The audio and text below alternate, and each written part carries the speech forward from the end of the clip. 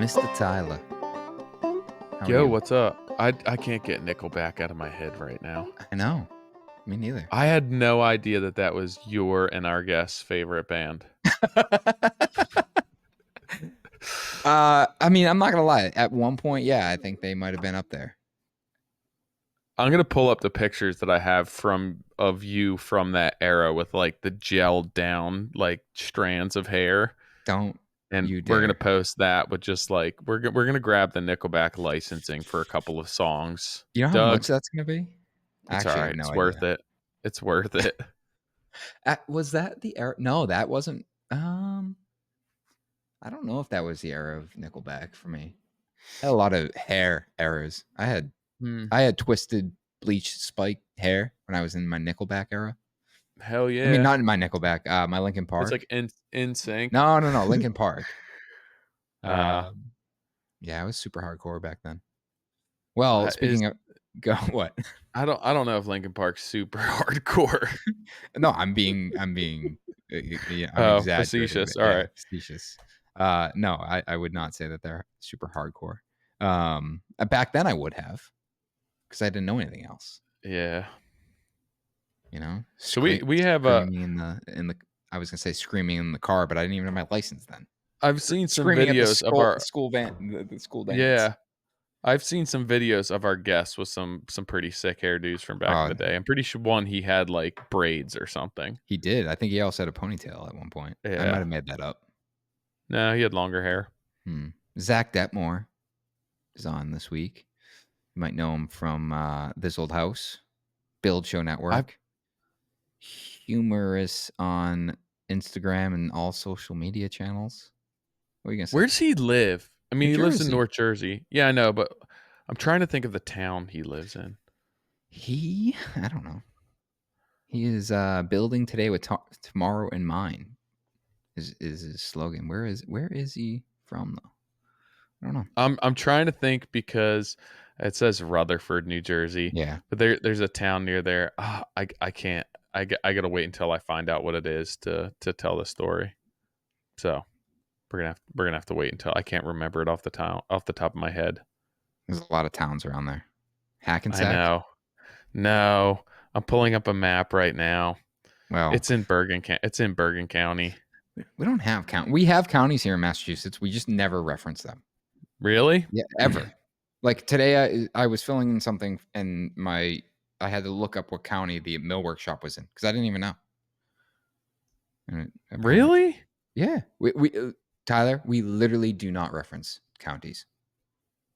Maybe someone's gonna be like, Nick, we reference counties all the time. I've never once heard anyone be like, oh yeah, I service Norfolk County. It's like I don't no. know. We definitely do. I feel like it just like it hones you in on like a specific area of the state. I guess. Like I remember when House was a thing, it was like, what county do you serve? And I was like, well, I'm looking at a map and I do a couple towns in Norfolk, but I do a bunch in Bristol and I do some in Suffolk. I'm like, no, you got to pick one. I'm like, none of them are all of where I want to one. Yeah. I was like, can't I just draw on the map like you do on Zillow and just pick a section of area that I want to work and like exclude the ones I don't? No, you can't do that.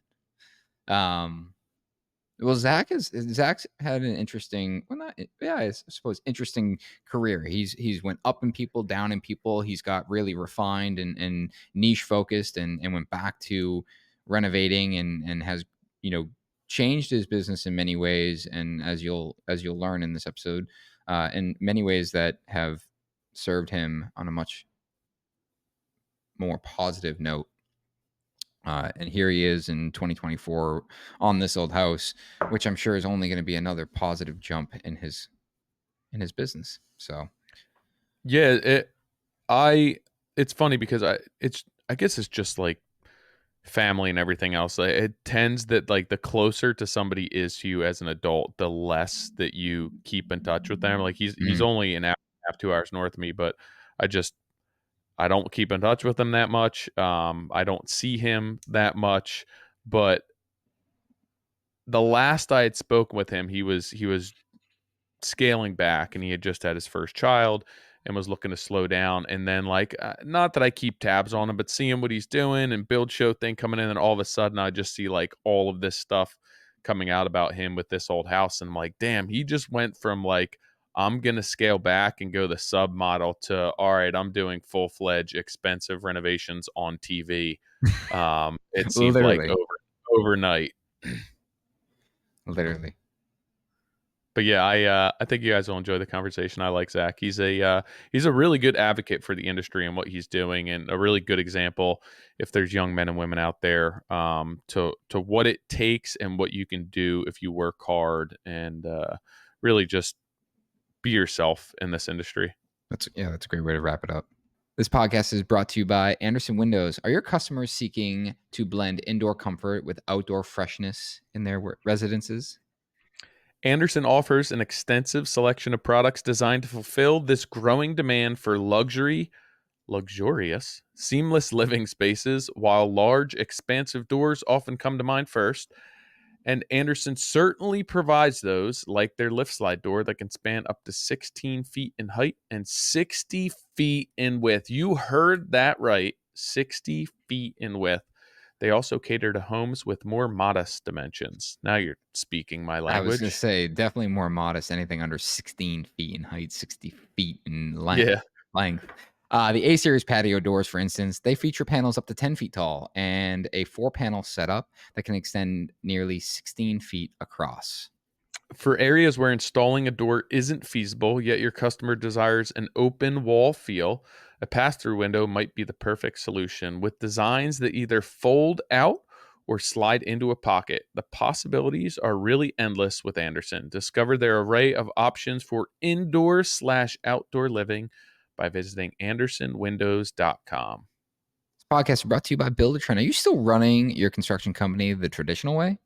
Notepads, pencils, sticky notes, paper checks, running around all over town to get signatures, job updates, and payments? Well, if so, listen up. Construction management software gives builders like you a new way to plan your jobs efficiently, collaborate with team members, clients, and subs, increase revenue and profit margins, and run your entire business from the palm of your hand. What is this game-changing, life-changing tech? Well, it's Buildertrend, the premier platform for premier builders. Their software is built for builders looking to streamline their process, builders who want to go from 6 to maybe 8 figures, or builders looking to perfect production timelines. They're built for you. Visit buildertrend.com/MC demo to learn more about Buildertrend and schedule a free demo with their team. They wrote Zachary. Do you prefer Zachary? Because I've always called you Zach. Zach is fine. Okay. I don't really have a strong preference. Okay. Does anyone call you Zachary other than My your mom? therapist- What'd you say? I said my therapist calls me Zachary. Yeah. Other than your mom? They typically Zachary? do. I don't think my mom calls me Zachary. Damn. Really? My mom No. definitely uses my full name and middle name. Really? Yeah. Usually because like I'm being a wise ass, and she's like Nicholas Ryan. My mom had a money clip made for me, and she had it engraved with what she thought were my initials, but she put my dad's name as the middle initials. Thanks, Mom. Yeah, so it's not like it's not even my initials, but it's nice. It's a nice talking piece. There we go.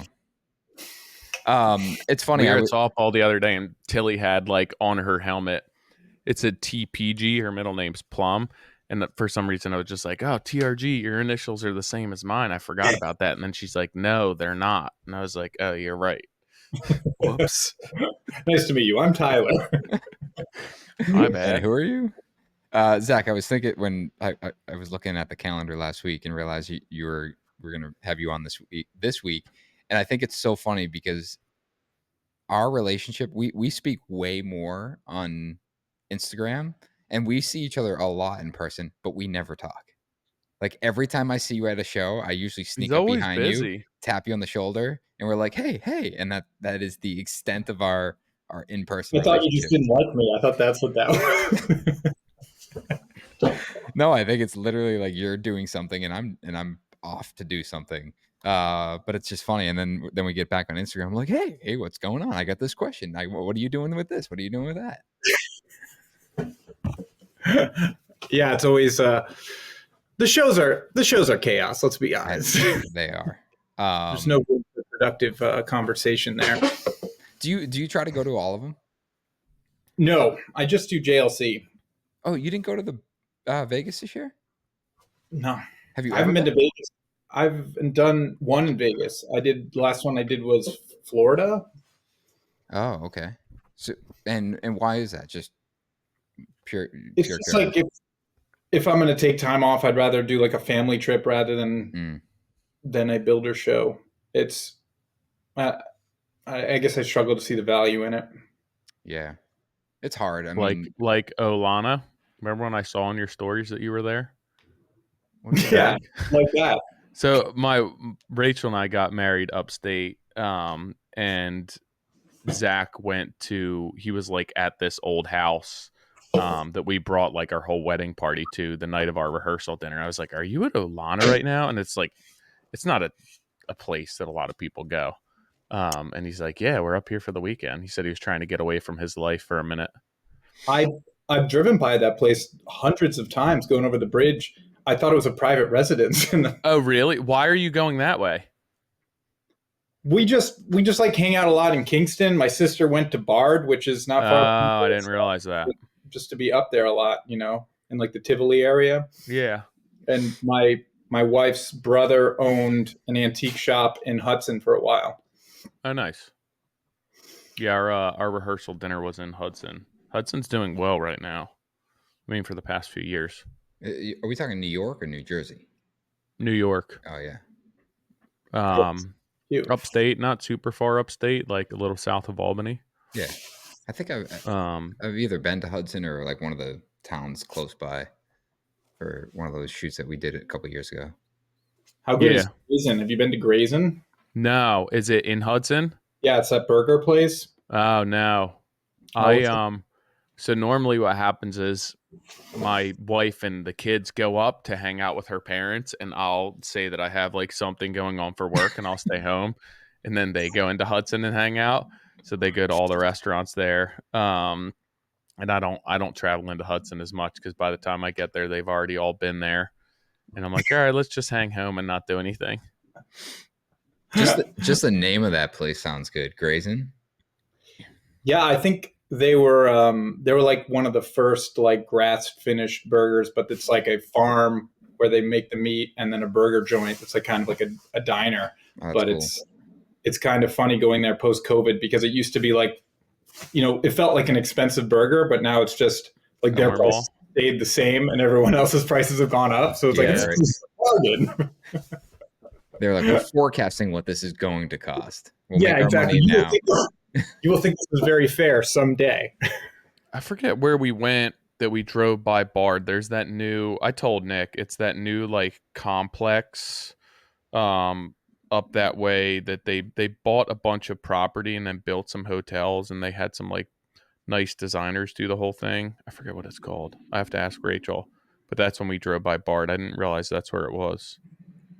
Yeah, it's Bard's a little bougie enclave that most people don't know about. Mm. I like bougie That's too. where Chevy Chase went, right? I think we were looking up like all sorts of random facts about It's Bard when we Steely drove by. Dan.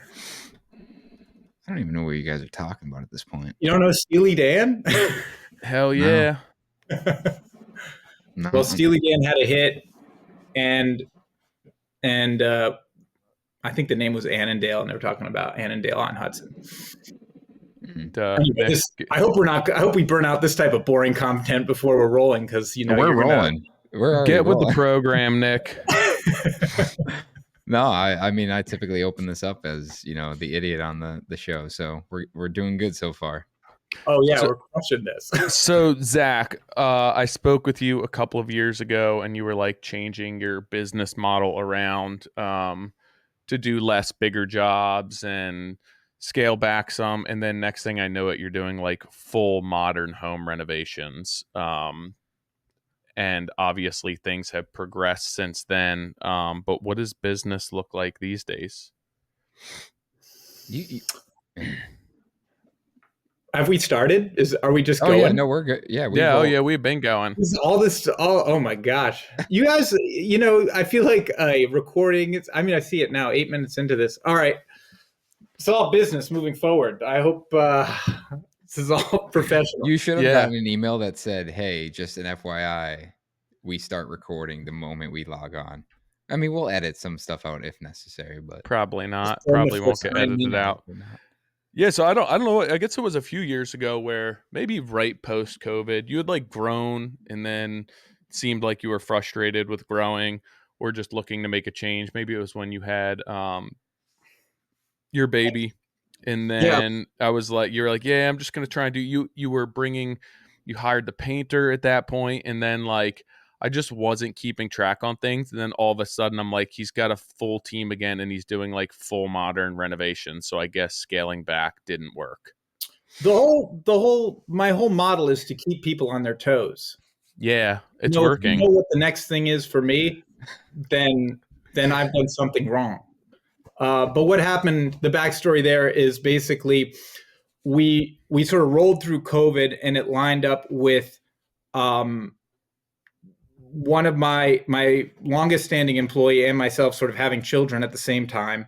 So we switched to, full masking, full like swing shifts, and having new children. And we did that for 2 years, basically, of making everyone mask and just dealing with COVID complexities, right? And I was just sort of burned out after that.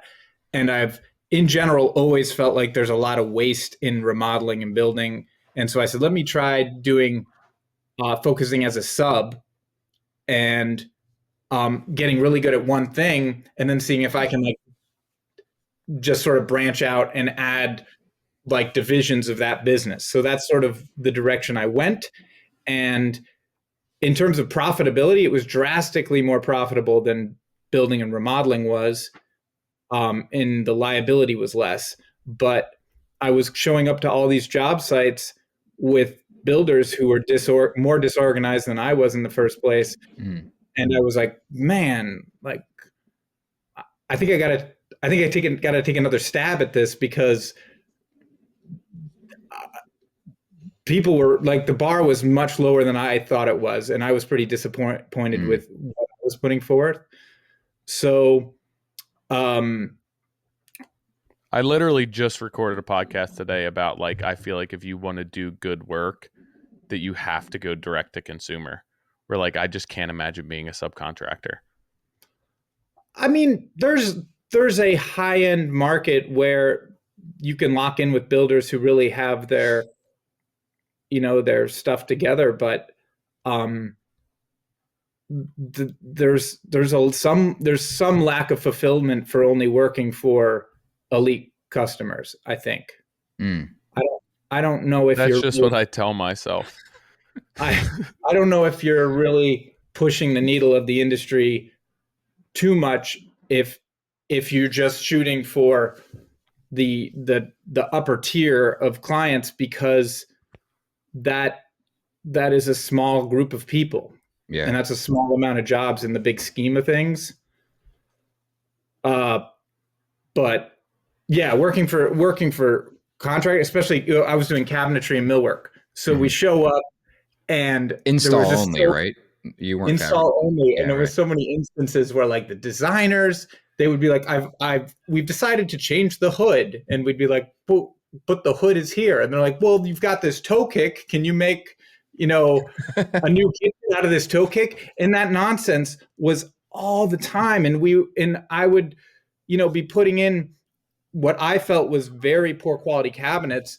And the homeowner would casually mention like, yeah, so the $230,000 cabinet package. And I was like, I could buy it for like $32,000. Like, the markup is ridiculous on this and the quality's crap. Mm-hmm. And I was a little disillusioned by it. How much of that was falling on you with the quality of cabinets? Like, was that coming back to you, or was it just more so yourself not feeling that you could stand behind it? It didn't really come back to me. It was more just like, I was just sort of surprised that that people were branding mediocre products as luxury items and selling them as such. Yeah, but I mean, I guess as a sub, it's a little bit different. But at the end of the day, like issues that you run into on a cabinet install where it's subpar, how do you like? You almost want to protect yourself. Like this is this way because of this. This isn't my doing.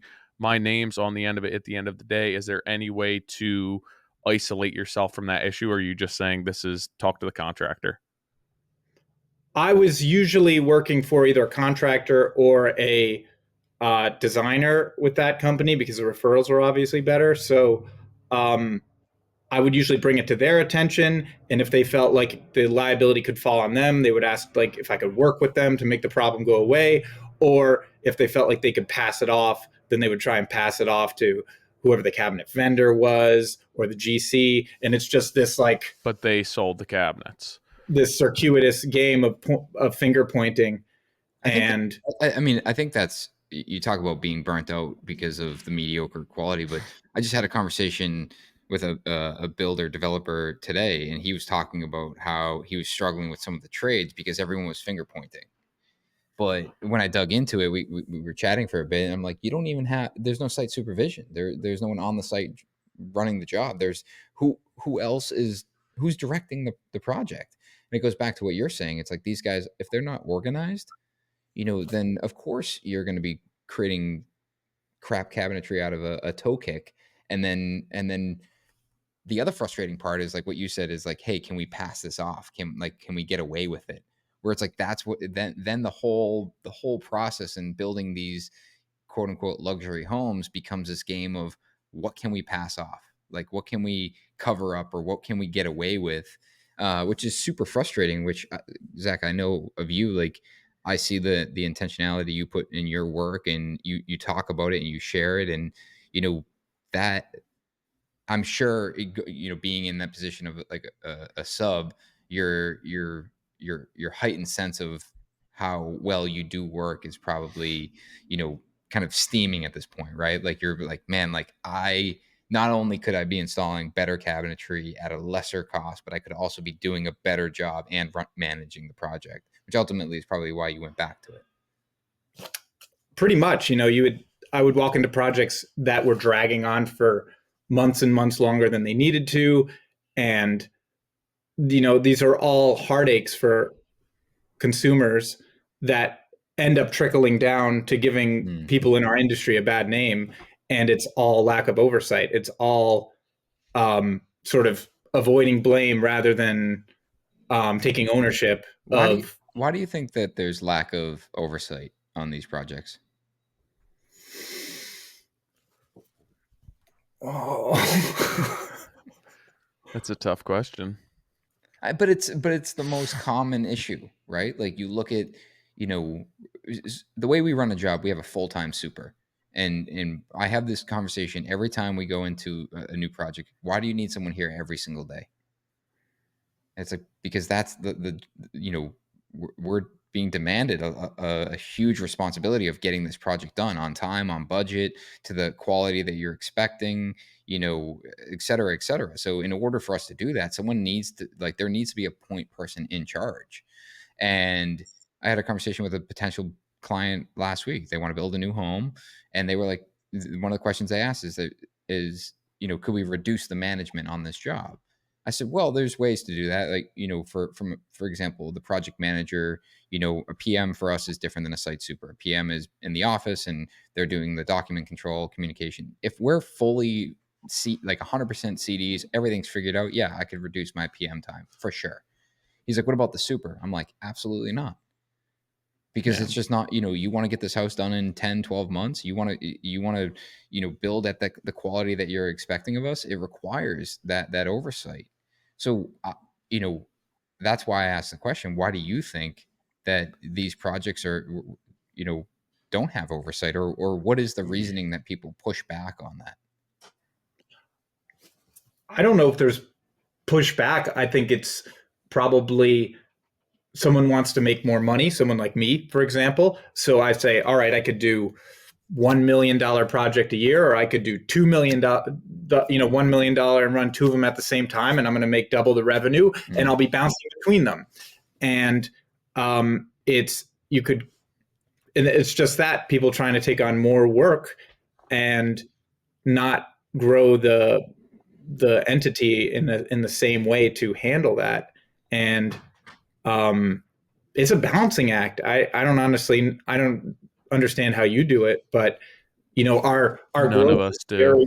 is very like choppy. So there's times where I'm like, all right, let's clean out the garage. We're between projects, and then right now we've got 3 projects going, and there's like the DoorDasher comes to bring us lunch, and I'm like, hey, dude, what's it going to take for you to pick up a shovel and like chip in here or something? But full-time job, benefits, whatever you want, let's go. And sort of managing the ebb and flow of it is nerve-wracking. But I think it really comes down to there's a expectation in most of the business owners' mind of what things cost, and they're too scared to walk away from projects that are not a good fit. So they sell them at a bad price, and then they do a bad job. I think also that so many times, as soon as you transition from self-performing to subcontracting work, it's like, whoa, I can do so much more work now because I don't own the labor. I can bring in a crew of 5, but realistically, you can't without the proper systems in place, because you still have to have somebody who understands that job and is running that job to your standard. So it starts at the bidding or the budgeting phase, where it's like, all right, I'm going to send this out to bid to my mason, to my roofer, cider, plumber, electrician.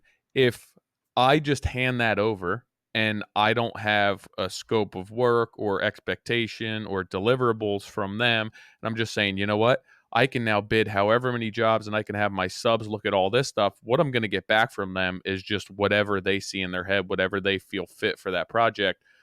Rather, I should be sending out, here are the plans, here's what I see, here's what I need from you. Let me know if you need anything else when I can meet you at the job. And it, like, just bringing subs on doesn't necessarily allow you to do twice as much work, 3 times as much work. You still need to be management heavy on that, and you can't just pass it off and say, I don't own the labor now, this is now on my subs to execute this. No, I'm completely confused, and I have a lot of respect for people who do it well, who PM, but I have no idea how like a construction management firm with very few people can do the volume they do, because like the secret sauce for me is like I hire a sub and then we still do like this scope of work on top of them. Yeah, like yesterday, yeah, we had like a slab inspection for plumbing. So the plumber sort of compromised the gravel, and they would have like shoved the gravel back over the pipe, but they probably wouldn't have compacted it properly. So while I was there, I did that. And then my excavator will come back behind me and like fix whatever I messed up. But there's always this extra work that we end up doing. And I don't understand how you can get away from that. I think a couple things, like especially in my commercial days, what I realized is that there was this essence of speed. So they would get so much work done at such a fast pace that when an issue came up, they would be like, "Yep, noted. Like we'll address that when we have an opportunity to do it." And it would just get to a point where it was so fatiguing talking about it that we would just say, "You know what, forget it." But it would happen all the time. And I remember like this, we had this huge issue where I'm trying to think if I should, yeah, whatever. We had this huge issue where steel started rusting, and the steel was rusting, and it was actually dripping down the facade of the building, staining all of this precast. Like, we're talking major issue, like 6-figure power washing bill, like big issue. And I would bring it up in every single meeting every week. Yeah, we know it. We need to get the rest of it done, and we'll come back for it. They never came back for it. Like it got to a point where like everyone was sick of talking about it. They just were like, whatever, it is what it is. Thankfully the sun bleached it out and you can't see it anymore. But it was that on everything, where it's like, you run into another issue. It's like, I don't know, man. Like, do you really want me to rip all that out? Like, I've tiled 32 rooms so far, just like this. So if I rip this out, like, do you want me to rip out 32 of them? And you'd be like, mm, okay, I guess it's fine. See Yeah, what happens. yeah. Well, I mean, yeah, the other side of the coin is that whoever's job that is, if you were a sub or if it's if it's led by a designer, it's passing that buck off to say like, oh, can you fix this? Can you do that? And like you end up just doing it, and it costs you so much money at the end of it. And like oftentimes nobody's putting their foot down, and it's like, oh, well, there might be another job that comes from this. Oh, I'm going to maintain and salvage this relationship, where at the end of the day, like, no, you need to stop. There needs to be a conversation about it, and somebody needs to be responsible for it. Because at the end of the day, we're doing it. Like we're covering all that extra. The customer a lot of times isn't paying for it. And it's just coming out of our profit or what we make at the end of the day, which is really difficult. Yeah, I had a trial day with a new employee the other day. I usually do trial days before we, offer anyone a job. And the day started off with us like disassembling a treadmill because the movers couldn't get it out. And so we were trying to get it out of this house that was like getting demoed. And then we're like maybe an hour and a quarter into doing this. And I was like, screw this. We'll just buy him a new treadmill. Yeah, exactly. This isn't working. And he was like a pretty, very qualified person. He's like, is this what your days are like? And I was like, sometimes I've assembled a treadmill before, but like, this is the job right here. Like filling in all the cracks. Yeah. And like, if this isn't fun for you, then this isn't going to work because, we spend as much time putting crown molding up as we spend, disassembling and reassembling treadmills. dude, it's so funny you say that. It reminds me of a job when I wasn't self-perform. I might have been self-performing some of it, but we had a moving crew and a demo crew, and essentially whatever the client said, hey, I don't want to save anything, everything's trash, bedding, dishes, like I'm literally starting completely over, I just want to save my TV, no problem. Mm-hmm. So the crew goes in and they're demoing everything, but no one was hired to move the TV. So I was like, and it was a big TV, and I mean, this is going to sound a completely asinine, but I decided to just leave it because we weren't touching that wall. So we wrapped it up in plastic, taped it off. Like, hey, the wall stays where it is. We'll just leave it, and we'll because I don't have anywhere to put it. Essentially, is what it came down to. And we went through the whole construction process, and then we plugged the TV back in, and we broke it. Turned on, and there was just this black mark going through the center of it. And I was like, I mean, whatever, we'll just buy him a new TV. And we literally, it was recessed in the wall, and we left a half-inch around the TV. And sure enough, like the TV we bought, I can't remember if it was like, it must have been exactly the same size, the exact same size as the opening, because it just fit. Like we had gotten lucky. And I remember everyone being like, hey, why didn't you just take the TV off the wall? I'm like, just bring it to your house. I was like, likelihood of you, I don't know. The likelihood of you breaking the TV when you took it off is probably just as high as the likelihood of you breaking it on the wall. The client was like, so what are you going to do? I'm like, I'm going to buy you a new TV, man. Like, I don't know. But I told the clients that in a Zoom, I was like, we're just gonna see what happens. We're just gonna leave that thing down there. And how much was that treadmill? Yeah. If you were to have to buy a new treadmill, what are we talking here? the employee who I was doing the trial day was with, where he was like trying to take it apart. He's like, by the way, this is not an expensive treadmill. And I was like, I like this guy. I like the way he's thinking. He's like, I've done the math trying on to figure out. I know what my hourly rate's going to be. You are wasting your money. Yeah, exactly. Well, that's like when you're wrapping a job up to all the dumb stuff that once people are there, they start asking you to do. And I'm like, I just got to get out of here. Like, no, I don't want to help the carpet people bring their carpet in because the guy who's delivering it just got in a motorcycle accident and he's waiting for his court date, so he shouldn't be lifting heavy stuff. Like, I'm trying to work here. It's all, I mean, once they move in, it's like game over. everything becomes a punch list item, like the most ridiculous things. We delivered a project right before the new year, and I was there. There was like 3 of us, I think, that stayed really late the night before. I left before a couple of the other guys, and the next morning we get a text message in the group, and it says, "Hey, I'm not sure what this is, but I just want to make sure it gets added." Why does my camera keep doing that? Gets added to the punch list. And I'm looking in the photo, it literally looks like someone dropped polyurethane on the floor and it dried in these like bubbles. So they took pictures of it, but we don't know what it is. So I go over there. I'm like, I need to know what this is. And I was like, did you guys try wiping it up? And they're like, no. I'm like, okay. So I wipe it up. It was coffee creamer that one of the kids must have spilt when they put it, like took it on the countertop.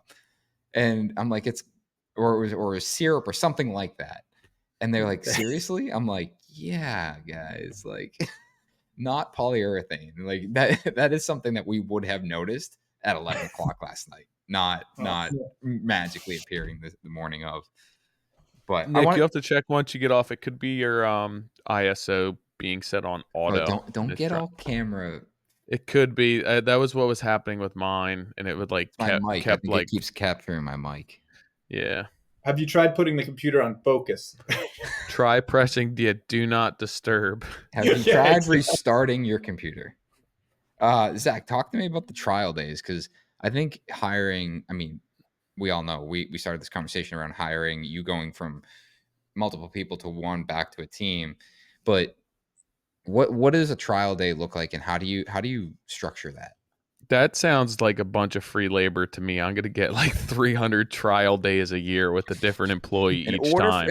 In order for you to be hired, you need to do a trial a year. Just everyone's on a trial day. I just have one person come in each day. Part of our trial is you do 6 days with NS Builders, 15 days with TRG Home Concepts. And if you do those well, then you come to us. So basically what I say is, I don't do it anymore. Camille, my wife, does it, but she says, what's the rate you think that's fair to be compensated at? We're going to judge your performance based off the rate we're going to pay you for this trial day. So pick a rate that you think is accurate, because I like that. We're going to be holding you to that level of productivity. What's the range of rates that you've had come across the table? Typically between $18 an hour and $67 an hour. Not to say specifics, but it's usually in that range. But those are all different positions, Yeah. But basically, I don't have a problem. I never really second guess. The trial days are a wash. Like, I'm not making money on a trial day. Mm-hmm. But paying them for it allows me to be more straightforward with my requests, and them having to set the price, or at least have to have a conversation about the price, is I've found to be helpful. And then typically we'll do like a chat at the end of the day. If I'm not sure, we'll do another one, or if they're bad, that's the end of it. But I made a lot of bad hires recently, and I'm trying to stick to the motto of, if they're bad in the trial day, they're probably bad. This is one of their best days. Yeah. Like, it's not going to, this is probably about as good as you're going to get. It's like if they show up late to the trial day, it might be indicative of something. Yeah. It's tough, man. Like, you're probably like me, where, I've had to remove the hiring process from my hands a little bit, because I'll get coffee with someone. I'm like, oh man, they're so cool. Let's, or they have so much potential. And then I hire them, and I've done the same thing. It's like, my team will literally pull me aside and be like, what are you doing? I'm like, what do you mean? They're like, why did you hire this person? I was like, well, I think that they have this potential, and I think that they're like, that's great, man, but no. But you're wrong. I'm like, man, I hate firing people. They're like, yeah, too bad, dude. Like, this one's got to go. Like, it just doesn't make sense. And it, so similar, I've kind of we look at it as a group effort and make sure that, you know, everyone is bought in, and it's a way more, you know, intentional and really slow process in hiring, because bad hires suck, and they truthfully, they cost a shitload of money. Yeah, so even once we hire, we're still in a 90-day trial period. Mm-hmm. And Yeah. there's like, you know, a weekly review and then a bi-weekly review and then a monthly review and then the 90-day review. And since we've started doing that, that's no one's made it past the 90 days who shouldn't have. Oh, good. When are you typically how many seeing? Sorry, Go ahead. I'm curious. When are you typically seeing that person leave? Like Between day 2 and 3. So I'm trying to, if I'm fastidious with the reviews, that's really helping because they know it's not working out. So it's, you know, you're late. Do you need to come in at a different time? Do you need to switch to part-time? Mm-hmm. Talk to your spouse, figure out what works for you. Oh, you're still good with the time you committed to in the first place. You're still late, you know, and just the follow up. Mm-hmm. And then it's like, you know, this isn't working out. And then they quit. I haven't fired anyone. They quit. How many people do you have working for you right now? They all quit. Are you back my alone? wife. Just me. I'm hoping if anyone's listening, you know, call me. I've got I've got an apprentice carpenter, a lead carpenter, and then Camille, who's a project coordinator. So when did your wife come on? Because she was in TV or something before, right? I She feel like I was. saw you at like the Emmys or some shit. Yeah. I'm the only. You're gonna be back soon. I'm the only man in my family who hasn't won an Emmy. You'll be back soon. Yeah, she left TV pretty much like right when the pandemic hit and right when we had our first kid. She asked like for a more flexible work schedule because she was working like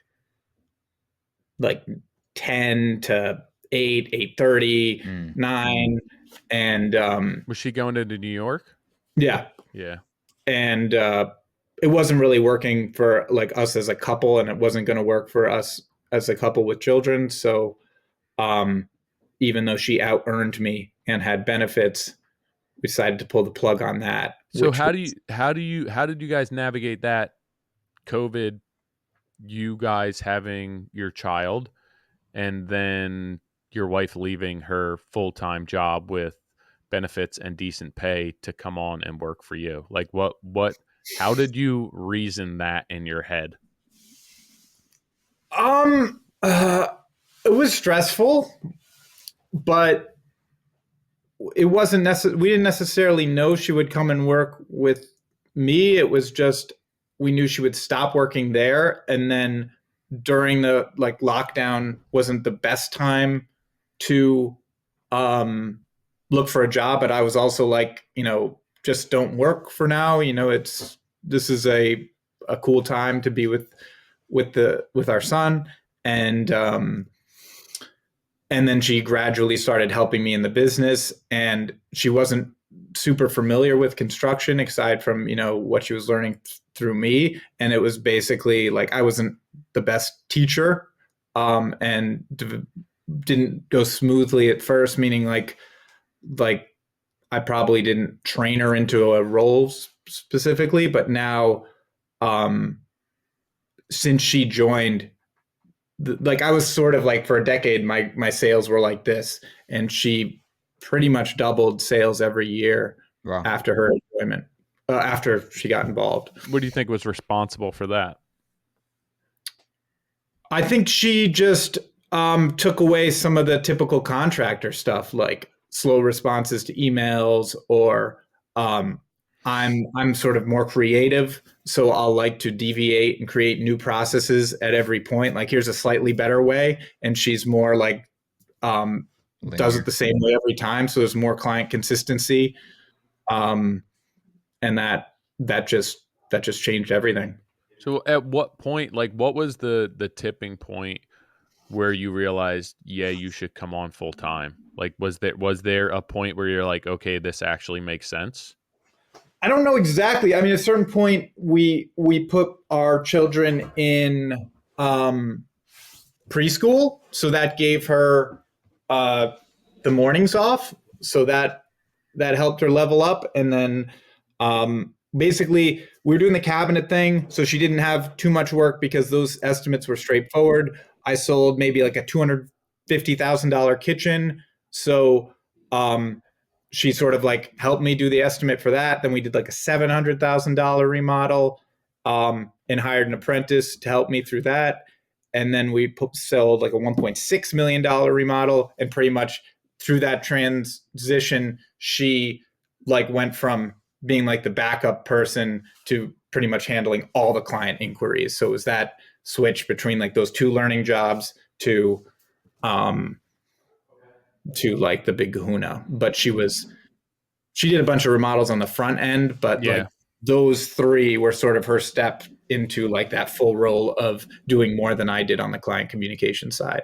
So go ahead, Nick. She's taking an inquiry and basically walking it through, qualifying the project, getting it to, you know, you guys are estimating it together, and then essentially she takes it and sets it up for you to run construction. Is that a summary of how that works?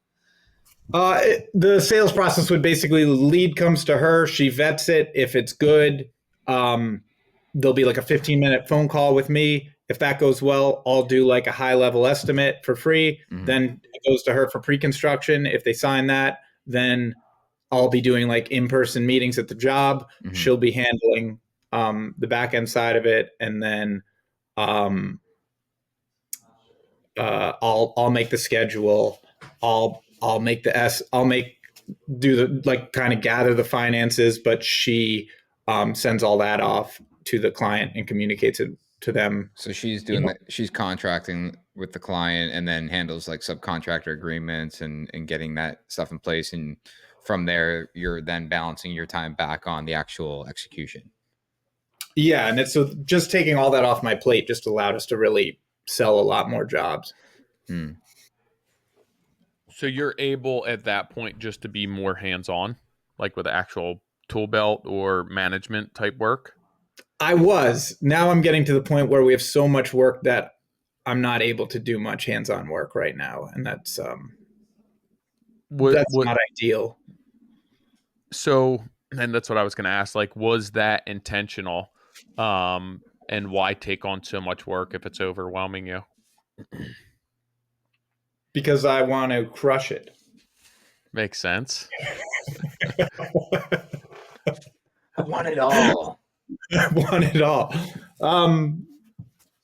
I have a specific goal with this business that I want to strive towards, and I don't know if it's doable, but I still, that goal of the cabinet install business with divisions and no subcontracting, I still think that's the way.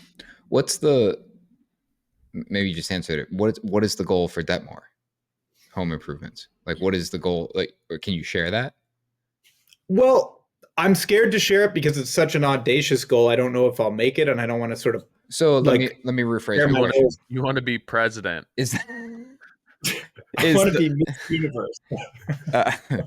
That's amazing. I feel like last time you told us something about like being able to create a business that supports your employees with however much they want to make or something along those lines. Yeah, still want to do that. But more audacious than that. Well, let me rephrase my question. Is the goal financial? Like, is it a set revenue, or is the goal? No. Are we getting warmer? All right. So basically, my goal is efficiency is gained through consistency and repetition, right? So I'm charging my clients more money right now because one day a carpenter is doing a deck, one day they're doing a bathroom, one day they're doing a kitchen, one day they're using a Schluter project, one day they're using a Weedy product, right?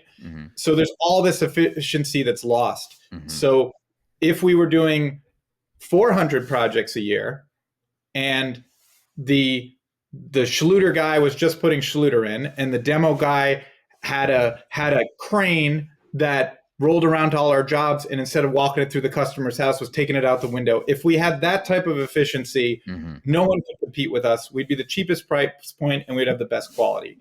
And that's what I want. So you want to, I get it. So you want to hyper focus like individual skill set, but do it at scale.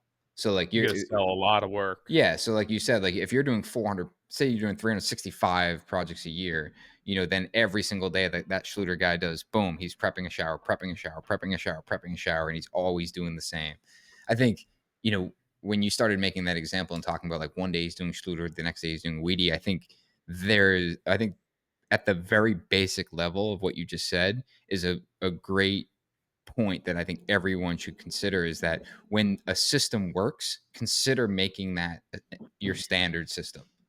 I think that especially nowadays, especially with social media, especially with influencing marketing, it's, you know, we're almost attracted to trying the next best thing. And it's this constant like, oh, should I use this product over that product? It's like, it doesn't fucking matter. Just use the product that works and install it the best way possible. Just because like I'm using, doesn't mean you need to use it. And and it's, you know, we're, like our Wellesley project, it's a big risk, not risk for us. It's a big project for us. And what we're doing in that is we're doing exactly what you just said in terms of product. We are using all of the products that we want to use on every single project going forward. And there's a lot of things it does for the brand relationship, but just from a construction standpoint, now we know that every time we do a project, that's what we use there. And it doesn't, and to your point, you know, I think a lot of times people think, you know, oh, if you do the same thing or use the same thing on every project, they all look the same. It's like, no.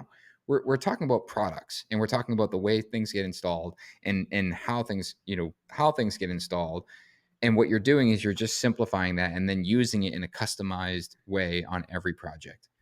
And now, you know, going into it, you're lessening that learning curve, you know, over time. I talked about this on I did a podcast about how we calculate our labor burden, and I had said in that is, you know, say a general carpenter might be billed out at, say, $75 an hour, and that general carpenter might make anywhere from $30 to $40 an hour, but they're always being billed out at the same rate.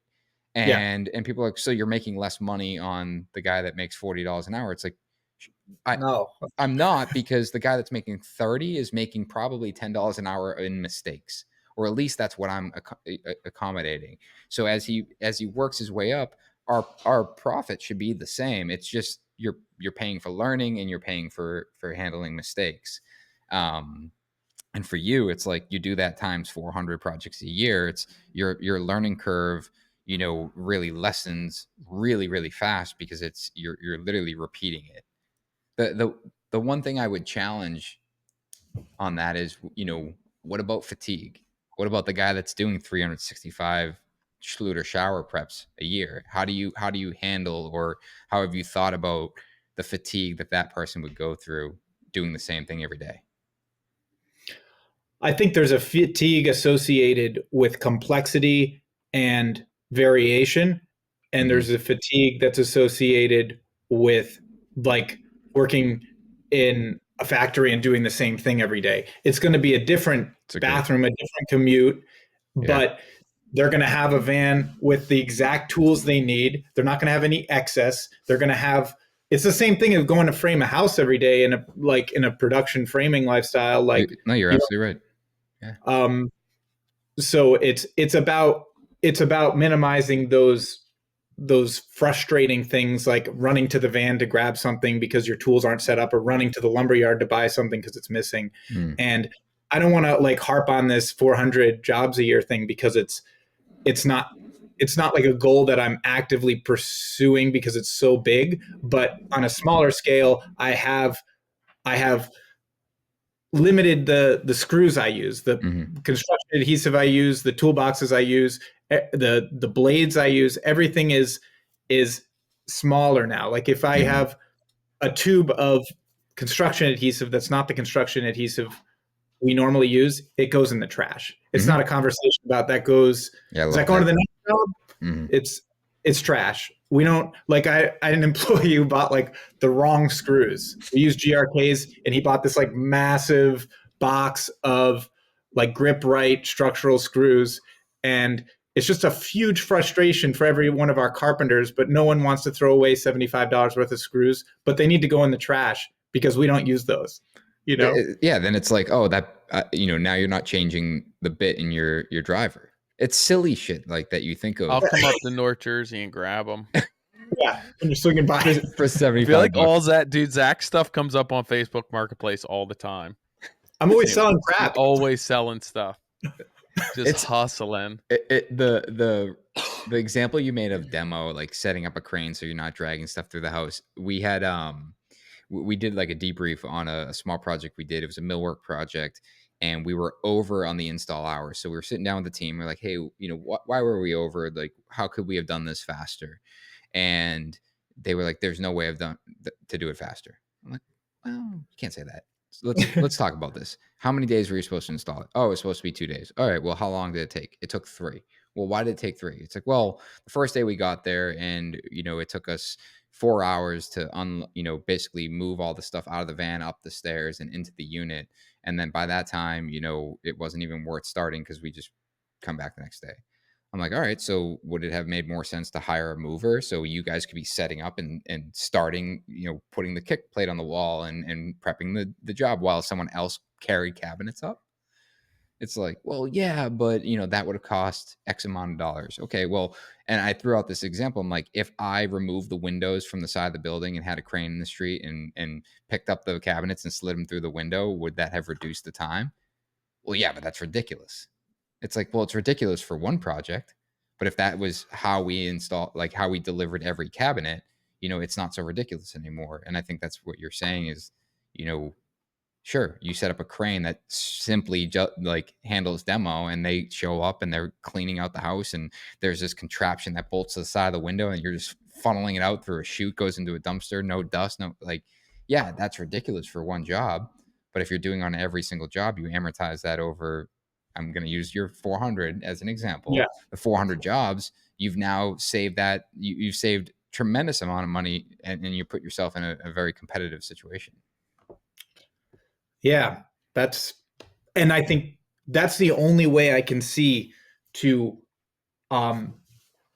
pay people fairly for what it costs to survive in, the metropolitan area.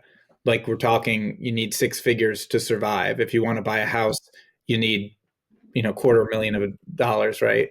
And like, we're not trying to like close this tiny gap. Mm-hmm.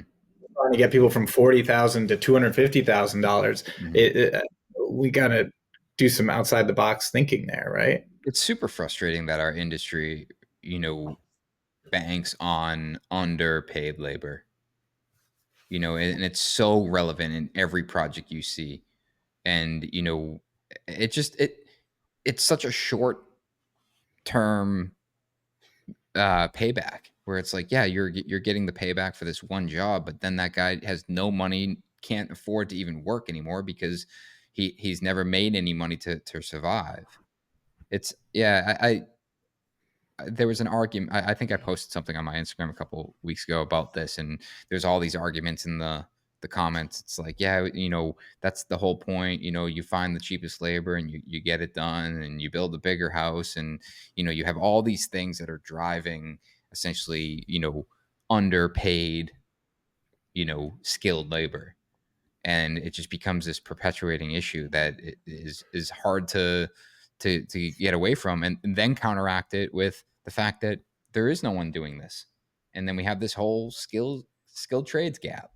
It's like everyone, I said this before, is 5-6 years ago everyone was like, we need to get people interested in the trades again. We've done that. Yeah, nailed it. Like, everyone's interested in it now. Let's find a way to like make it actually a career that someone can live off of. Oh, we can't do that. we take it easy.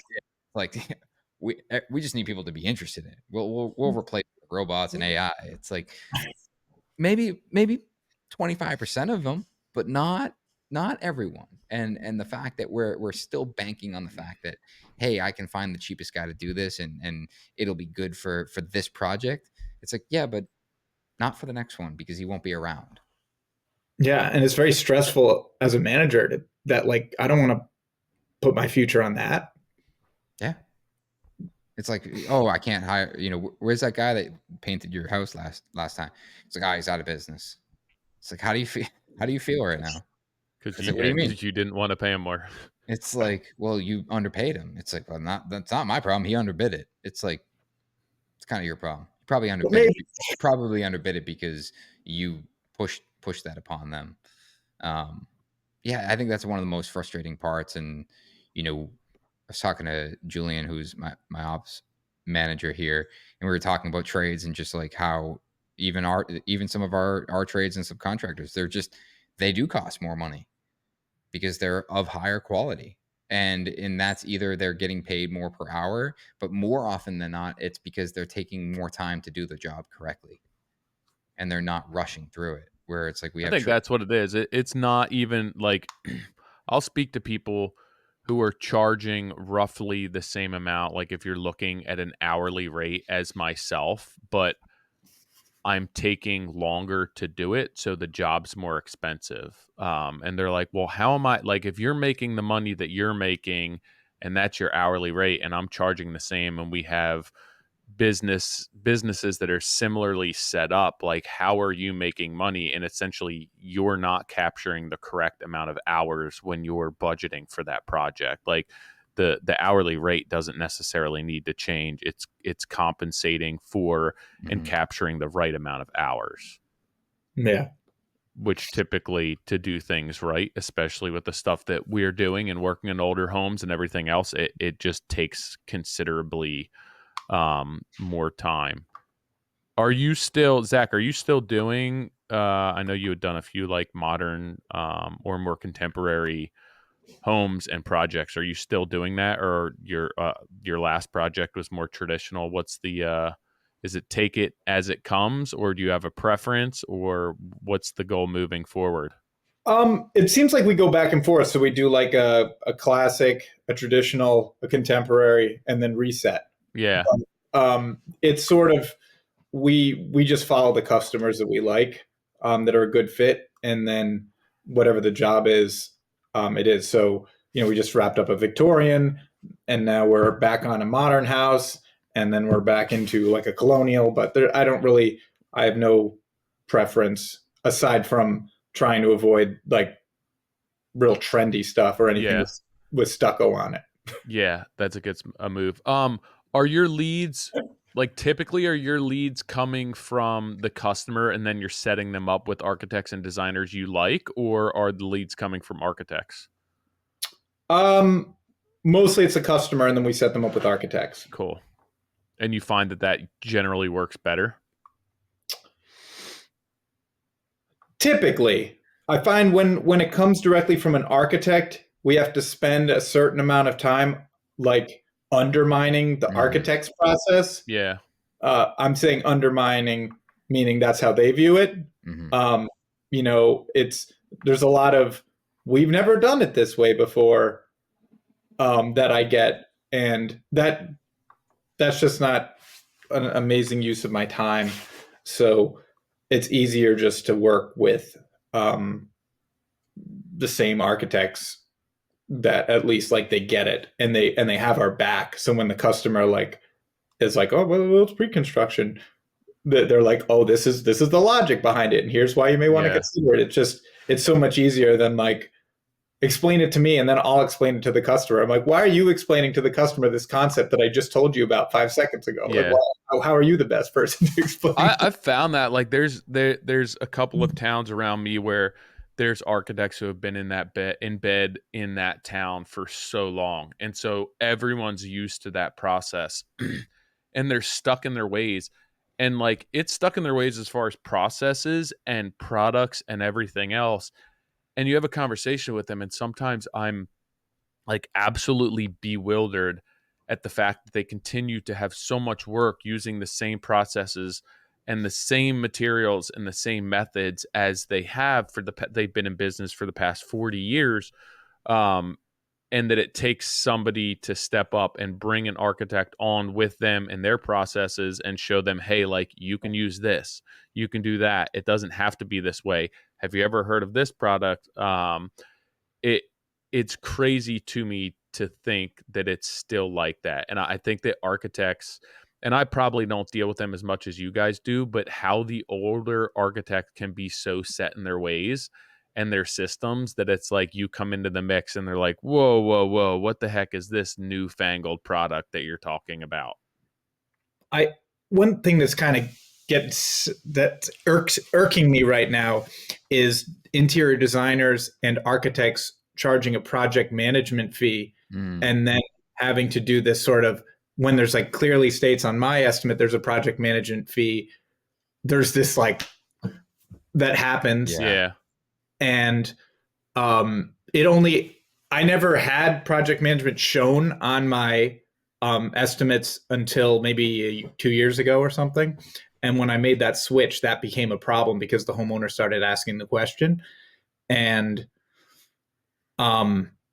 I haven't figured out how to navigate that one just yet. As far as just because now there's 2 project management fees, or you're just not sure how to navigate that on your own behalf? I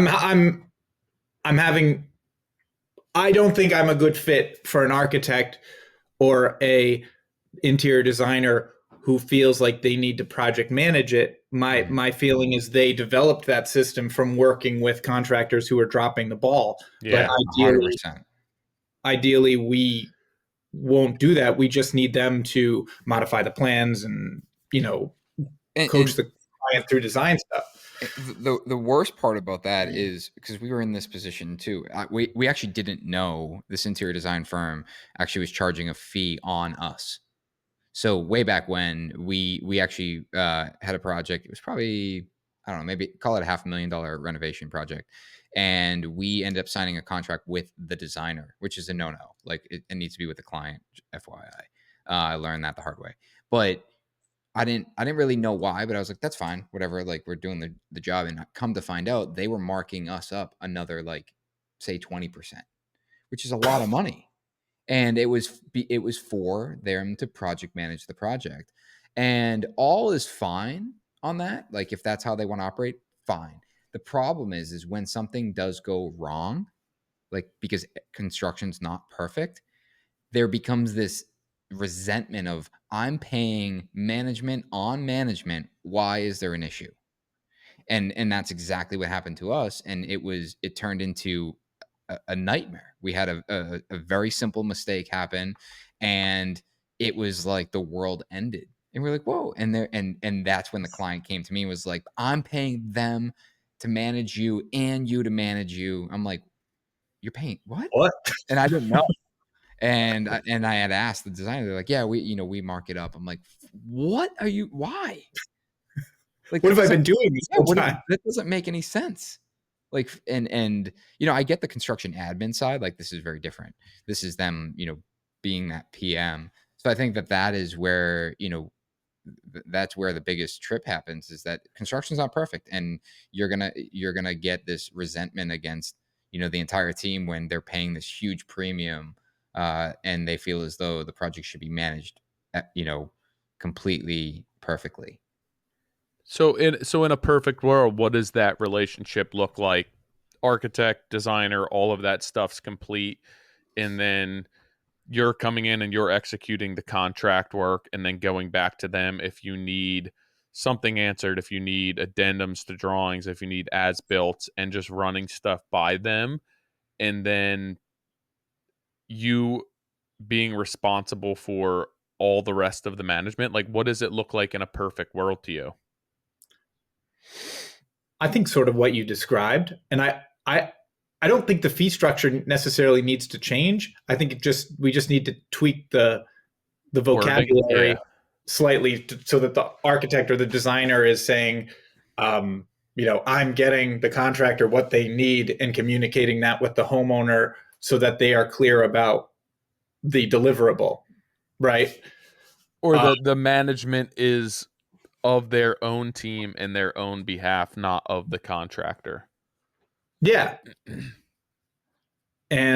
But I don't know. I've just that's something that's I'm So I struggling. had, after JLC, I had a conversation with this this lady. Her name was Kira, and she stayed after one of Nick and my presentations, and she was talking to me about an older contractor that they were working with, and it was a remote job, and he did great work, but his communication wasn't great, and they'd have stuff delivered to the job, and he wouldn't tell them it was delivered, or he wouldn't open it up and check. And I was speaking to her, I was like, I don't know if you're going to change him, but like, what can you change in your process? Even like everything that involves working with a contractor, if you need it to get done, like this guy probably bid this job a certain way. And now you're asking him, and it may seem small, but you're asking him to stop what he's doing and go accept the tile delivery that's out in the garage and then account for everything being there. When realistically, if you're selling the tile delivery, or the tile materials, and as the interior designer, and like you never had the conversation for the contractor to account for that in his budgeting, yeah, that's a pain in the ass for him. And once, twice, it's fine. But when you have me go out and look up, and what you said is getting delivered is not there, and then you say, well, let me know what's missing from the order, and then I'm out there for an hour while I'm trying to keep somebody busy, and I'm sitting here, I'm like, I don't know what's missing. I didn't deliver it. I don't know what's supposed to be here. This is your like, that's, I think, where a lot of the time the disconnect is, and the frustration, and then the lack of communication comes in, where it's like, if you would have had the conversation with the contractor, hey, we're going to sell this. How much do you need on top of it for you to accept the order, for you to inventory it, to make sure everything, or make sure that you charge for that in your budget? I think that can create a great working relationship. But when it's just like, hey, let us know when this arrives and if everything's there, and then when it's not, we're not going to fix it. We want you to figure out what's missing and tell us. Where I'm like, I have no stake in this. I'm not making any money on this. I didn't charge for this. And it becomes a huge headache. Yeah. And like a huge point of resentment at that point, where it's like once or twice is fine. But when I'm sitting here and I'm like, trying to get shit done, and you're asking me, what parts do I need? How many threaded rods of this size? And it should be this many. I'm like, just come out here yourself and look, like you ordered them. I love how specific this is. Threaded rods. I mean, it's everything. Where it's like, hey, this isn't, you said that this was coming, and this is what, so what do you need to fix it? And it's like, now I have to stop what I'm doing to figure this out. Where if I just did this in the first place, like, and I screwed it up, I wouldn't have. It's the same thing as allowing customers to buy materials at the end of the day, where it's like you're trying to look good and show good faith to them and save them a couple bucks, but at the end of the day, the only one that's going to come back and haunt is you. Mm-hmm. And it's a tough line sometimes that I feel has to be drawn in the sand. But I think spelling that's why it's also super beneficial to work with the people that work and understand your process, like a designer, an architect, a kitchen designer, where it's like, I need you to go over the shop drawings and sign off on everything. How much time is that going to take you? What's it going to cost? We'll put it on top of the cabinet package so that you can get paid to do that. You can't just expect them to do that.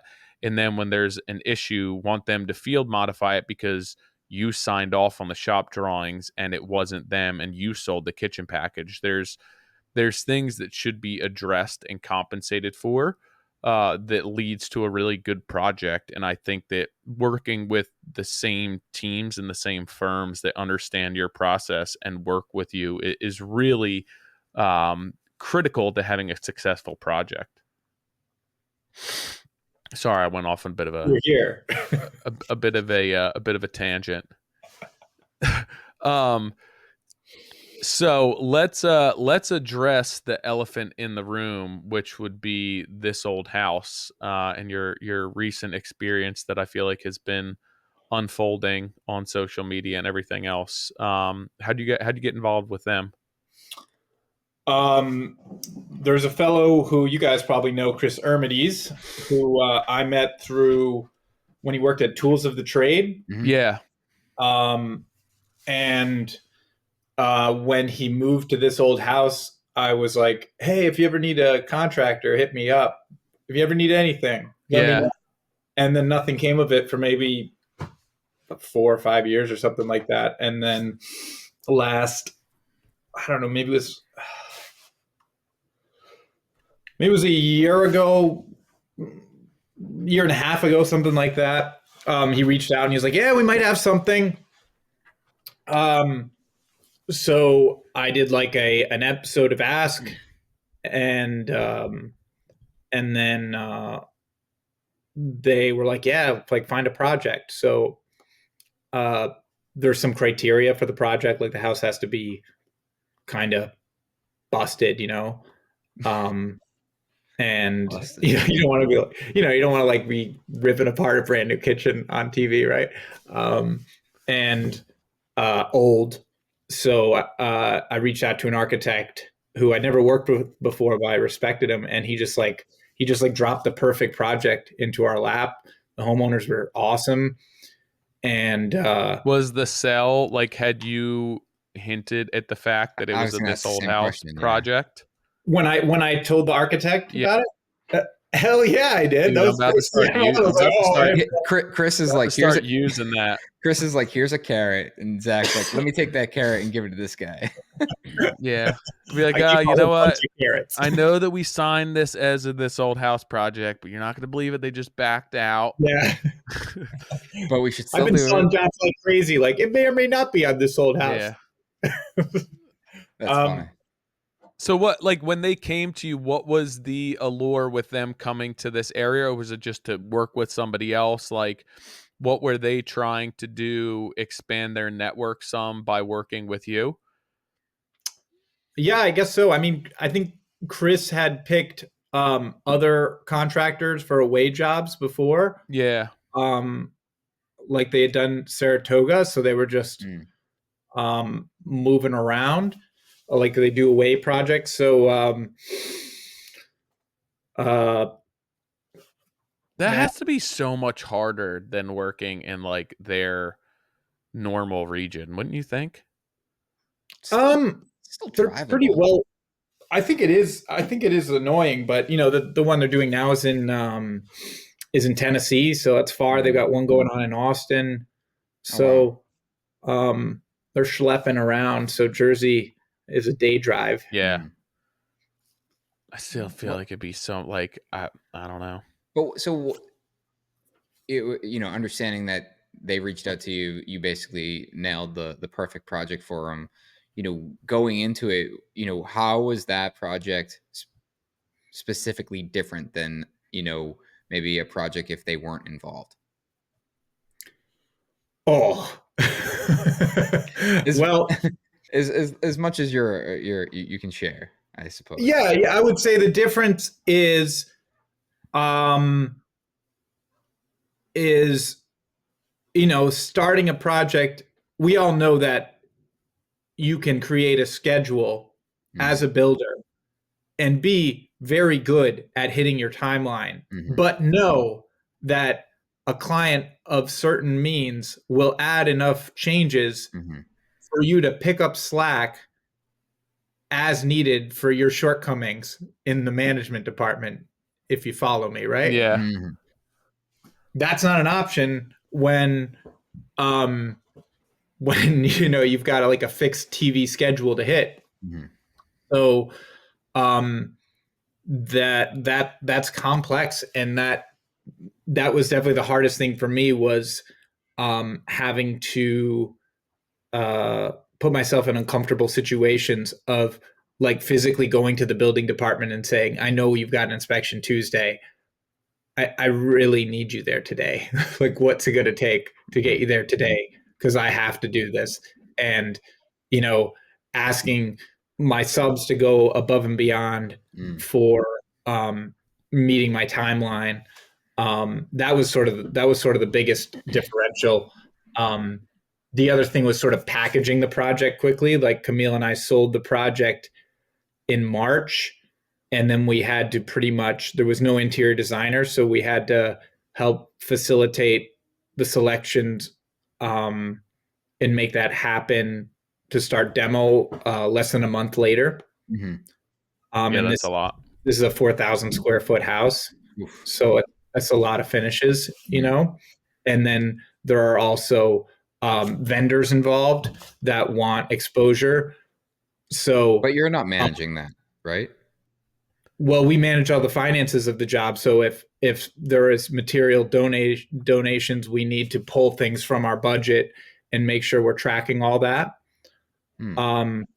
Which you can't really, with the budget, have to be a little bit more specific than I would normally be. Maybe like roofing is a line item, but it turns into like, well, let's pull the shingles out, but let's leave the ice and water in, but the drip edges, it's so that definitely is a little bit more difficult. They do a weekly meeting, which actually was really helpful. So we've sort of adopted that for our existing projects, is just doing like a weekly Zoom that's a fixed time in the schedule, because we found that was actually a really nice thing for the homeowners to know. They bring their questions, and that was nice. So is that part of the incentive and motivation for the customers to sign up for a project like this?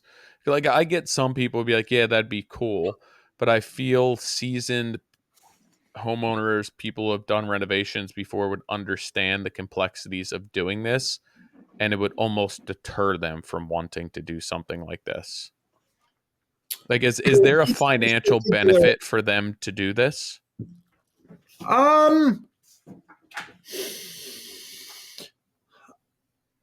Or not considerable? Not really. Yeah. There may be at the beginning, but there's no promise of that at the onset, because like a lot of marketing things, the brands don't sponsor or sign on to do anything until things are already underway. Yeah. So there's nothing for the homeowner at first. These particular clients took a vote. There's 4 homeowners, and it was 3-1. So, like, heads down, thumbs up vote. I don't know who was peeking. but someone didn't get their way.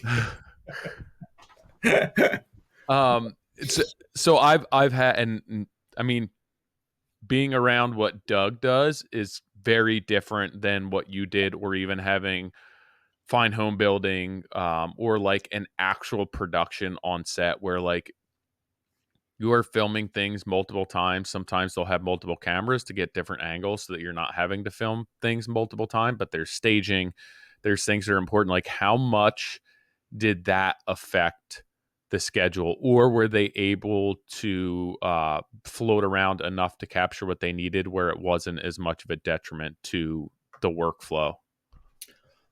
It definitely affected the schedule. We lost roughly 24 days of productivity over the course of the job, which is real. And how long was the project? Like 10 months and change. Yeah. So you guys aired directly after you finished the job. Yeah. Yeah, wow. We wrapped. You said you started last April, like you signed contract March, meaning you started April, and you just that's wow. Yeah, it was tight. But I think the reason it was easier for us was because my dad worked in TV his whole life. My wife left a career in television, and why do you think that made it easier? Well, because we weren't blindsided by any of the TV stuff. Like, TV is comfort. It was easy for her. There was a lot of situations where I was like at my breaking point, and my wife was able to just be like, this is how this works. This is totally reasonable, and this is how this is done. And without that insight, it would have been much more complex for me. I feel like that's like telling someone to calm down when they're stressed out. Yeah. It's like you're at your breaking point. I'm not saying like, I took it. I know, but and Camille's just like, no, this is a completely reasonable request, and you're sitting there like, makes it worse. Wow, I actually feel like I might explode. So if that's reasonable, I can't imagine what an unreasonable request would feel like. The particular thing that like got under my skin was like there's underwriters for the show, and you know they have buckets. These are underwriters, right? Like you have buckets around the job site, and the underwriter for the show happens to have buckets that I might have around the job, right? So they're like, we can't use that bucket. Get a different bucket. So then they like spray painted the bucket, and they're like, that's not good enough. We can still tell it's that bucket. And I was like, what the heck? Who cares? Like, let's just move on. This isn't driving me nuts. So it's like stuff like that where my wife would be like, this is what it is. Just stick with it. And she spoke the language of all of the production people. So if it weren't for that, it would have been challenging, but it kind of went pretty well. We kind of hit all our timelines because we had the expectation right, and there wasn't like anything that was like a big shock. So what did you do on your end looking at this project, bidding this project, getting numbers together to account for all of that? Was there any way of quantifying that? No, because I didn't know exactly what it would cost me or how disruptive it would be. So I just bid it like a normal job. And then I did a lot of, I don't know, I think maybe I've heard you guys talk about it, but whatever the term is for extra work that you roll into marketing. I did my share of that, right? Because I was like, let's make this thing look polished, right? So there were a couple little details that I threw in there that I probably wouldn't on a normal project, but I didn't know if I'd ever get another shot at it. So I said, let's make it sizzle. So what's the sell on their end where it's like, hey, listen, you're going to do this project. It's going to cost you 24 days worth of time. And I understand that that's not, they didn't tell you that, and there's no way of knowing that. But is that just on you to eat that as like, hey, this is going to present opportunities down the road? Pretty much. Yeah. That's crazy. I know you have I have Fine Home Building come to the job, and it's, you prepare the job for them. You have to get to like a certain point. So you're putting work in place just to get, like, you might not be at that stage, but like it all has to look this certain way to get to this point. You can't have this there and this can't be there. And it's like, well, this isn't the way that I would normally do things. And like you said, the buckets, this needs to be taped. It can't be that color. Put this over here. And it's like, you literally don't get shit done for a day or two. But like at the end of the day, I've always been like, okay, I'm getting product, I'm getting exposure, and I'm also getting paid, and I'm getting a little bit of work done, but it's for like 1 or 2 days. I feel like it would be more difficult to do that where it's like, hey, you're going to have to chalk a month of work up to this. I mean, the nice thing is when you think TV production, you don't, like, they run really lean. So it's a small crew and they want activity around the job. They'll make you pause for noise when the camera's rolling, but they'll let you know that you can resume work immediately. So we had sometimes 16 people working at the job site, and unless they were like in the immediate vicinity, they could carry on. Like they shot a scene with the architect who was like in the front of the house, and my excavator was backfilling and running the plate compactor the whole time, and they didn't care about it. So it's not like we're totally stopping work. And there were times when we were like, Tom Silva throws down, like we were building scaffolding and everyone was like, a lot of the production people were taking a break, and he like jumped up and was like helping us build the scaffolding. And there were like a couple things where, you're on a job and you're running the job and it's your job to have all the answers. It's kind of nice to have Tom Silva hanging around and say like, have you thought about this? Have you thought about that? And you're like, oh yeah, damn. I didn't think that's what we were going to do. Yeah. That's one way to do it, Tom. Oh man. I was going to say that, dude, get out of here. Did you have any subs that just like couldn't handle it? So, the house is covered in asbestos, right? And wait, did you know that going into it? Yeah, I knew it. Right. So turn the cameras the other way. I didn't know if the show would be a sure thing, so I just bid it out. I didn't tell anyone about it. And then they were like, we want to shoot a scene with the asbestos contractor. And I was like, yeah, no problem. And so I was like, hey, we want to do this thing with you. Are you cool with that? And he was like, oh my God, I love the show. That's amazing. Let me talk to my boss. And then he just disappeared. And so like I had to track this guy down. And he was like, yeah, nah, we're not going to do that. And I was like, really? And so then I had to get like a couple other prices, and they were all like, I led with the fact that we were doing the show, and they were all like $14,000 to $18,000 more than his bid.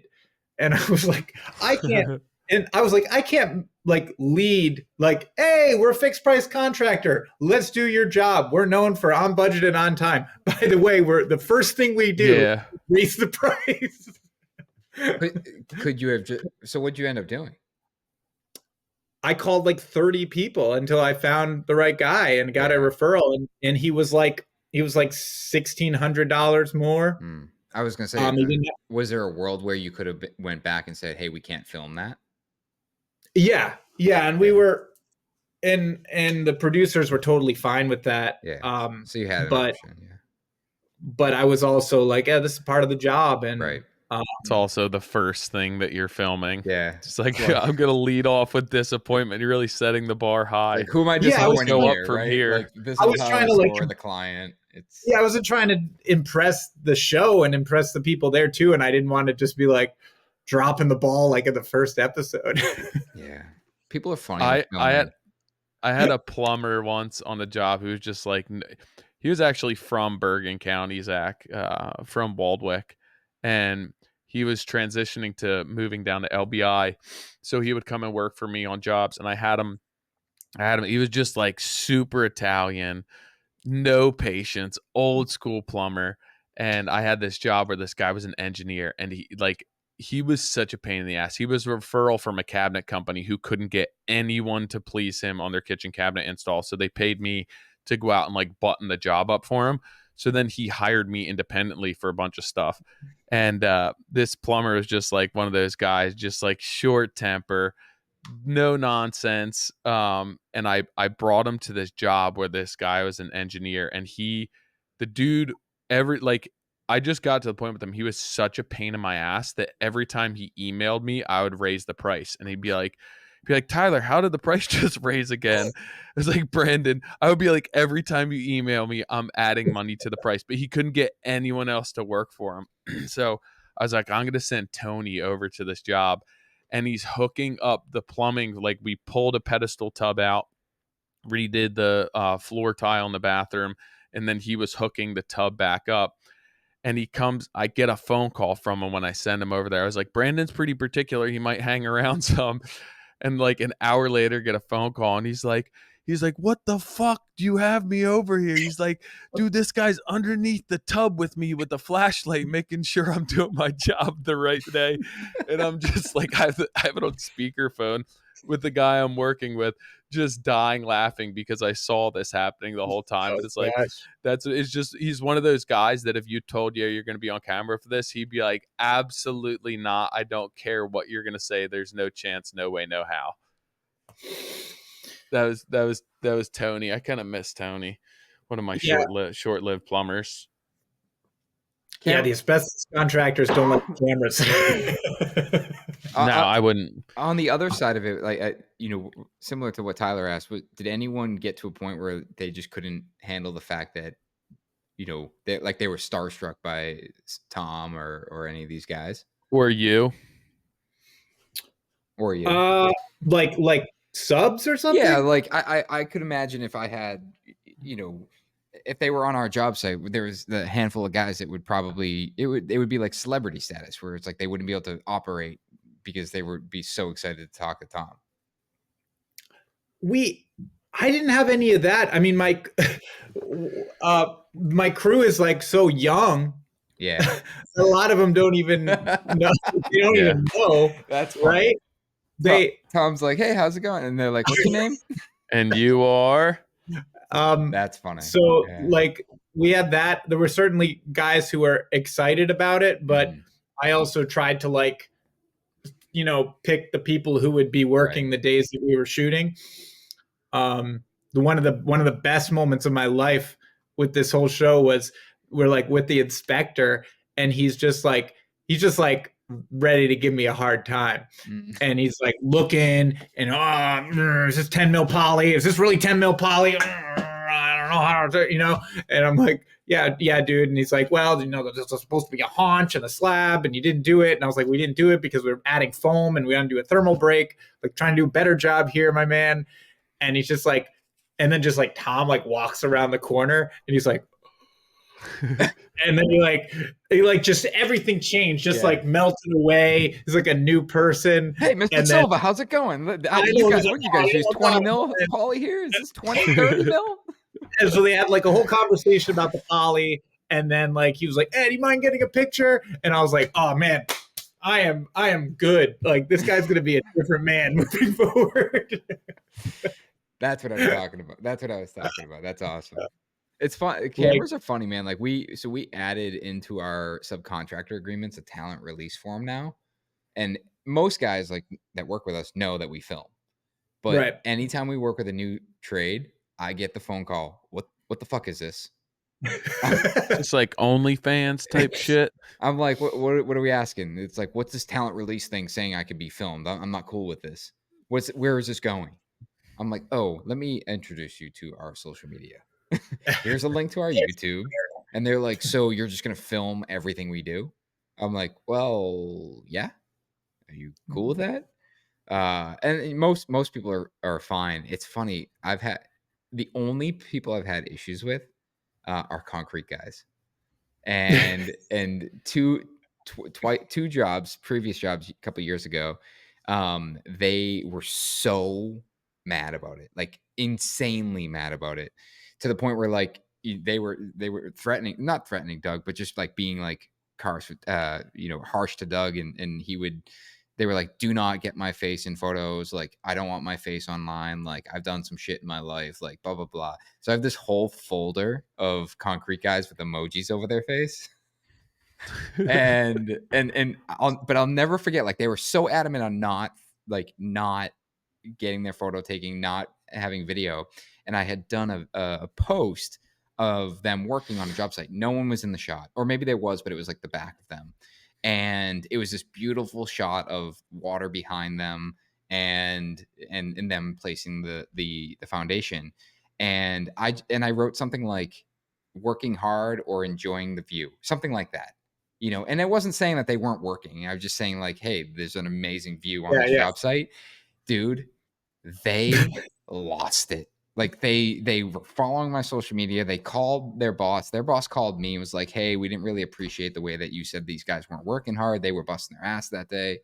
And I'm like, guys, what is this Madonna shit going on here? Like, it was a social post about the fact that there's a view. Like, you guys are like, I don't care if you're working hard or not. Like, yeah. And they were like adamant I took it down. I was like, I don't know. I don't remember if we did. We probably didn't. I was like, this is ridiculous. Like, I'm not saying that you aren't working hard, but I'm like, coming from someone that didn't want their photo taken to begin with, now you're stalking my social and making sure that I'm not bad mouthing you. It's like, this is foolish. But like, it is funny.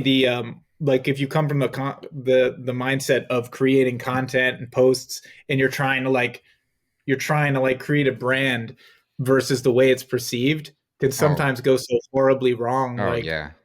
I'll try and like earlier in the year, I was like, oh, I'll start, sharing some of my mistakes, talking about what went wrong. These things perform well. Mm-hmm. They get a lot of comments. People like roasting me. Mm-hmm. Like, I'll just let a bunch of these rip. And then it like starts getting back to me that people are like, what's going on with Zach? Like, things are really looking bad for him. He's making a lot of mistakes, like, yeah. Is he going to be able to finish that project? Is he all right? And I'm like, it's so hard, man. And Tyler was on site. We had a big issue recently on a job, and I don't remember if Motif was there or not, but they documented the whole thing. Like, it was a relatively big issue. We got it resolved, and they were talking about this is great. This is gonna be awesome content. Like I got all these photos. I got the video of you guys fixing it, and we personally didn't make the mistake, and certainly I did not. And I'm like, we can't post this. And they're like, why? I'm like, because it was one of our trades, and it was kind of a foolish mistake, and that wouldn't be kind. Like if I make a mistake all day, like if I screw something up, I'll post it. I can totally handle the fact that like people will razz at me, but I can't do that at the the risk of hurting a reputation of a trade that we value. Yeah. But it's funny. Like Mike Connolly, again, Greenside. This is second in a row I've shouted him out on this podcast. But he had texted me something the other day, and I was like, I can't wait to tell the real story about what I've done in my career. And he was like, "What? I thought you are telling the real story." I'm like, "No, I'm not telling not the real story, but there's all the stuff that all of us hide and do it for our reputation. Like if I at some point I hope to just be able to be in a position where I can just be like, all right, remember when I did XYZ? Here's how it really went down. And here's actually what it cost me. And here's actually how unhealthy I was in that moment in my life because I was so stressed out. And I think, that is something that we all like want. Like we want to hear that someone else, not that someone else is struggling, but someone else is going through the same exact thing. Dude, Zach, if you heard half the shit that happens to him, I'm like, whenever I feel badly about myself or something's not going well, I just reach out to Nick and be like, yo, this is bothering me. I remember one time I legitimately did that. And he was like, I was like, oh, this just happened. He's like, dude, you have no idea. We like had to get approval for some like putting HVAC up on a brownstone in Boston. And so we had to make a mock-up of what size the unit was so that the people in the other units around them could look and see if it was like unsightly from the roof. And we forgot to bring the mock-up down and it blew off the roof and like landed on somebody's other roof and skylight and smashed it through. And I was like, this really just happened to you? He's like, absolutely. I'm like, all right, my problems aren't that bad at all. Oh, jeez. Yeah.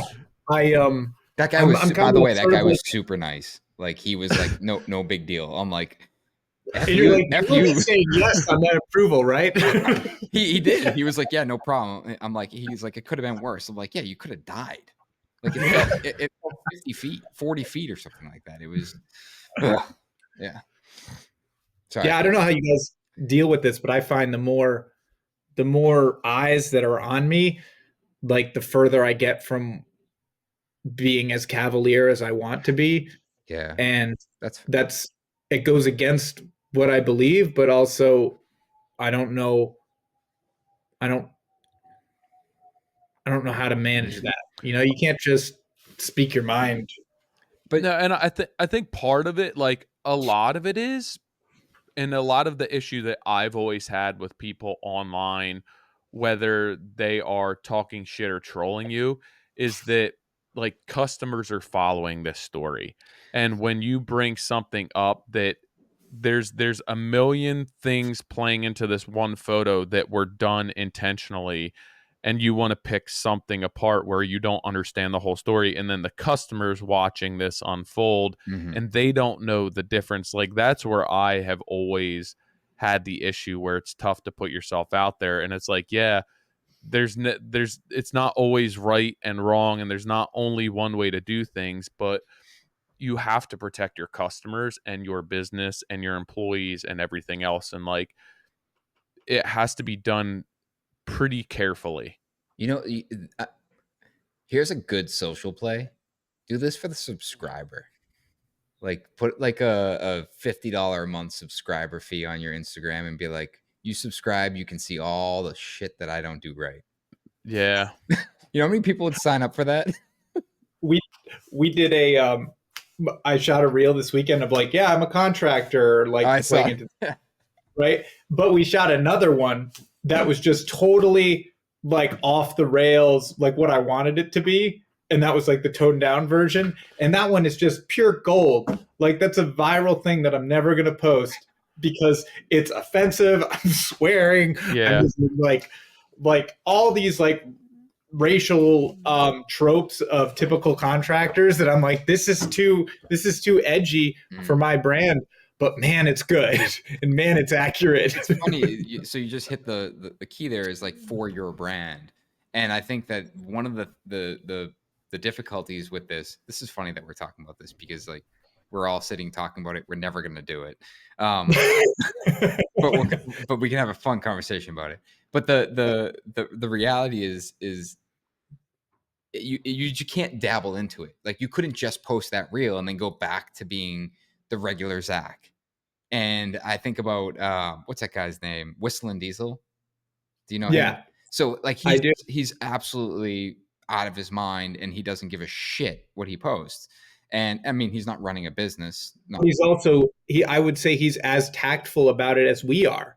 For sure. But my point is Right? like he's only on that side. So if you're gonna exactly. if you're gonna go to the point where you're just gonna completely troll yourself and everything that goes wrong, you have to be all in. Where it's like, hey, you follow my content, you're actually only gonna see the shit that I screw up. You'll never Yeah, get to see you'll never get to see the house that I completed. And it would be interesting to understand, like could you create enough success out of that where people would still want to work with you? I think absolutely. Like, do you follow Baldwin Carpentry on Instagram? I don't know. He's the guy who's like, if you're a piece of shit carpenter like me, X, Y, and Z. Oh yeah. Like I resonate so much with everything he says. It's funny, man. But it like to go back to your point, I do find that is that the more eyeballs that are on me, the more I'm finding a way to continue to curate who we are, and I do struggle with that because, like for instance, I mean, even from a content perspective, we film on very much just like point and shoot. And we had a meeting last week, and the way we're going to be documenting our White Oak project is more cinematic. And everyone's like, well, that content doesn't perform as well. I'm like, I actually don't give a shit. Like, I want this is for me. Like, I want it to be really thoughtful, and I want the art of what this home will be to be documented in as equal of an art form. And, and it's like to think like I would really also love to have this mini series of, hey, here's all the shit I'm screwing up. But it just, you can't, it would be such a hard thing to balance. I mean, I guess I could put it on TikTok because those guys aren't going to build a house for 10, 15 years from now. So it is annoying though, because like the people who actually hire me don't care. Yeah. They have a sense, like you don't hire us if you don't have a sense of humor. Yeah.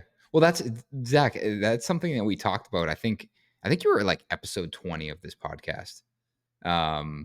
And we talked, I remember specifically talking about it. You had these kind of two personalities that you were struggling with. Like, do I let my goofy self out through Dettmore Home Improvement? Right.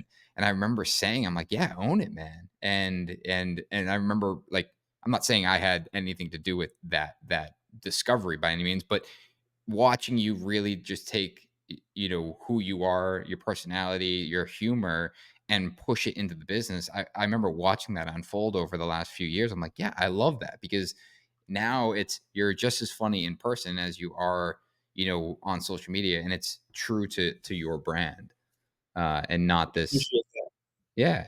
And you know what the best part about that is it confounds all of these people who are taking themselves super seriously in my market and who are like, and they're like, how the hell is this guy selling $1 million renovations and I'm not? And I'm, what the hell's what's wrong with me?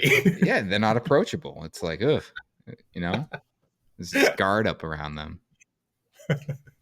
Zach, it's super cool to see what you've done over the last couple of years. And I mean, congratulations on this old house. I think it's super cool to see yourself on there, but just our generation, right? Being part of that legacy brand, and, continuing to be at the forefront of, promoting good craft and, the industry as a whole.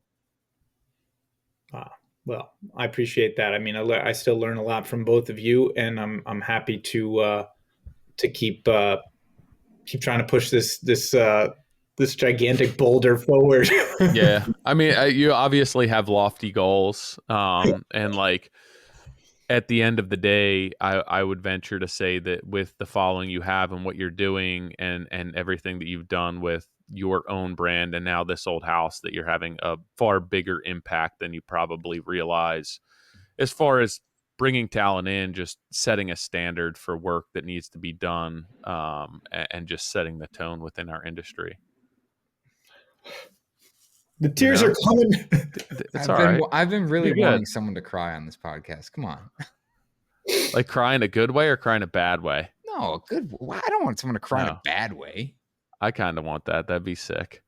Just switch the music to Sarah McLachlan. Set the tone right off the bat. Just get someone on here and just roast the hell out of them. I started playing that. We had Mike Allion on. And I started playing the Titanic soundtrack in the background. Yeah, I think. And like everything got pulled.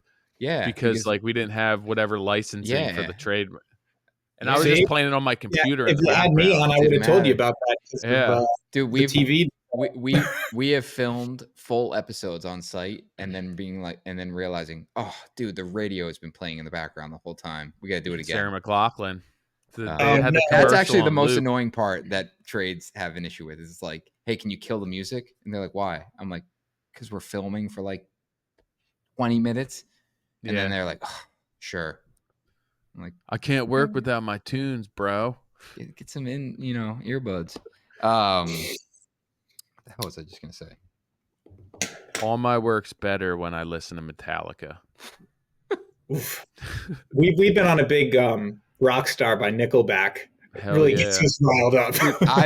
Dude, I saw this thing the other day. It must have been a reel or something, and it was about Creed and Nickelback. No, it was straight up Nickelback exploding right now. But they were saying how it was basically saying, like, do you remember in middle school when it was cool not to like Nickelback, but even though you did like Nickelback, you told everyone you hated it, and now as an adult, when it comes on in the car, you're just jamming out and you don't give a shit. Like, it's a renaissance right now for Nickelback.